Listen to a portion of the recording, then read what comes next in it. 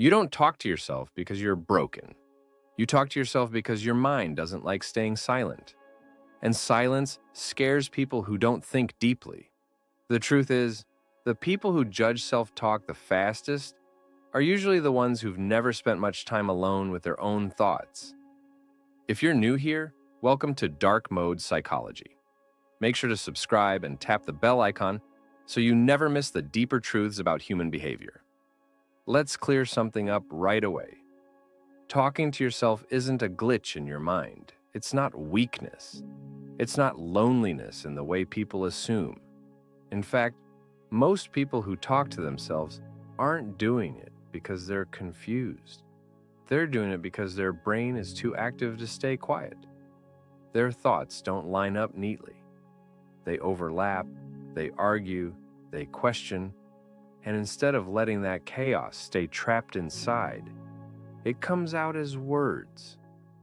Think about the last time you caught yourself talking to yourself. Maybe you were walking alone. Maybe you were replaying a conversation that already happened. Maybe you were preparing for one that hasn't happened yet. You weren't just talking. You were processing. You were organizing your reality out loud. Here's what most people don't realize. The average person avoids their own thoughts. Silence makes them uncomfortable.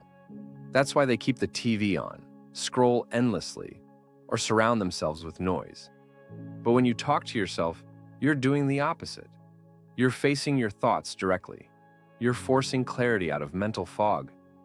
People with sharper minds often need an outlet for their inner dialogue. Their brain doesn't shut off easily. It analyzes what people said, what they meant, what they didn't say. It notices patterns, inconsistencies, emotional shifts. Talking out loud becomes a way to slow those thoughts down enough to understand them. And here's the uncomfortable part. Highly intelligent people are often misunderstood. They don't always fit cleanly into social boxes. Their minds operate a step ahead, or sometimes in a completely different direction. So instead of being fully understood by others, they learn to understand themselves first. Self-talk is self-regulation. It's your mind coaching itself through stress, decisions, and emotional confusion. When you say things like, "that didn't sit right," or "I know what this really was," you're not being dramatic. You're calibrating your emotional compass. Notice how self-talk shows up most during pressure, before a difficult conversation, after someone disappoints you, when you feel something is off but can't explain why yet. That's your intelligence working behind the scenes, trying to connect emotion with logic.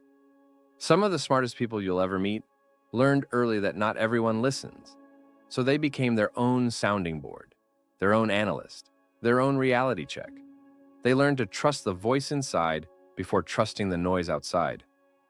And no, this isn't the same as losing control. There's a difference between uncontrolled noise and intentional self-dialogue. One is confusion, the other is awareness. One pulls you apart.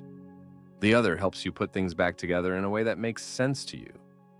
There's also a darker layer to this.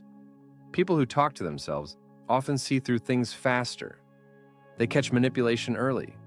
They replay interactions not to obsess, but to decode, to understand motives, to see what was hidden between the lines. That kind of awareness doesn't come from shallow thinking. That's why people sometimes mock self-talk. It makes them uncomfortable. It reminds them that there's a depth they don't want to explore.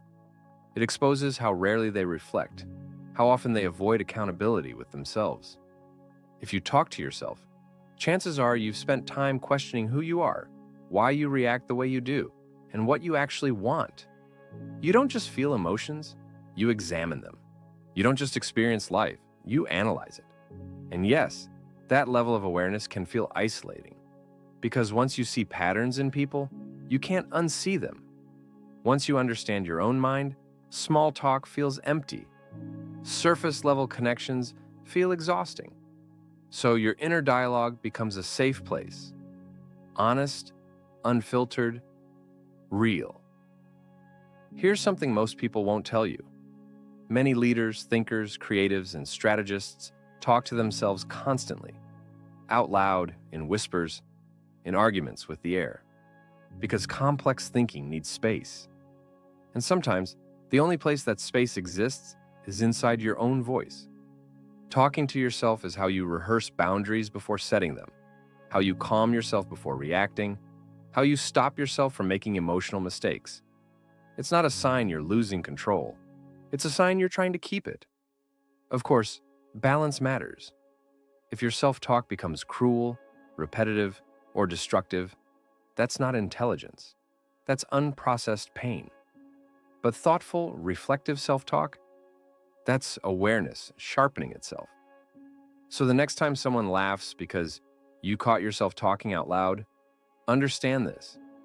You're not talking because you don't know what you're doing. You're talking because you care enough to understand it fully. And if this hit a little closer than expected, that's not an accident. Minds that think deeply recognize themselves in moments like this. If this made you feel understood, take a second to let me know by liking the video. If you've ever noticed your mind working this way, share your experience in the comments.